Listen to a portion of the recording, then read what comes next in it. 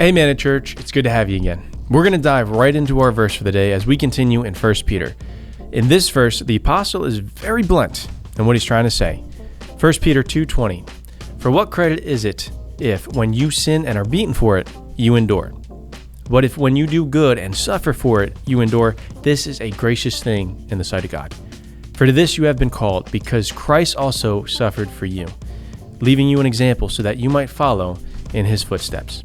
I really love the point Peter's making here. To give you some context surrounding this, he's going down the list and outlining some specifics for different relationships we can have in life. This includes the government, spouses, parent-children relationships, and here, servant-master. Oftentimes, this last relationship can get likened to employee-boss relationships, and I think for good reason. We don't have the time to go through all the comparisons we can find and parse out the rationale for why the principles found in this context can still apply for our current kinds of jobs. But what I do want to do is hone in on the heart of what's being said.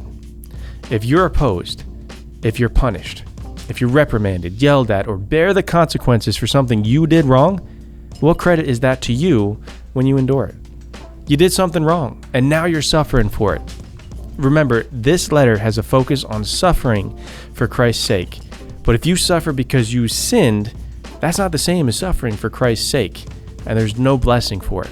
But if any of that happens and you were innocent, now you're starting to look more like Jesus. He gave us the example of suffering. He did no wrong, ever, and he suffered all kinds of things because others thought he deserved it. He was doing good, doing what God wanted him to do, and that led him to endure the pain that came at the hands of others. Going a little further down in Peter, chapter 3, verses 13 through 14. "Now, who is there to harm you if you are zealous for what is good? But even if you should suffer for righteousness' sake, you will be blessed." Sometimes people can wrongly come against us for something we didn't do or deserve. But then we go respond by doing wrong in return. See, that's not the way of Jesus. That is the way of the world, but that's not God's way. As Christians, if we're going to endure suffering, let it be because we're doing the right things and not because we did wrong. And when we endure suffering in a Christ-like way, blessing, not cursing, loving our enemies instead of hating, and turning the other cheek, then you will be blessed. And God's blessing is worth more good to you than the suffering is to your harm. So suffer well, and may God bless you as you endure.